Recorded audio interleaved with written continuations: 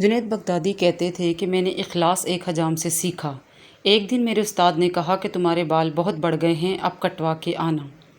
جیب میں پیسے کوئی نہیں تھے۔ حجام کی دکان کے سامنے پہنچا تو وہ گاہک کے بال کاٹ رہا تھا۔ انہوں نے عرض کی، چاچا اللہ کے نام پہ بال کاٹ دو گے؟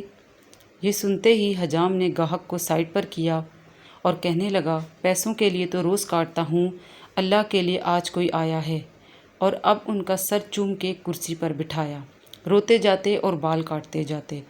حضرت جنید بغدادی نے سوچا کہ زندگی میں جب بھی کبھی پیسے ہوئے تو ان کو ضرور کچھ نہ کچھ دوں گا۔ عرصہ گزر گیا، حضرت جنید بغدادی بہت بڑے صوفی بزرگ بن گئے۔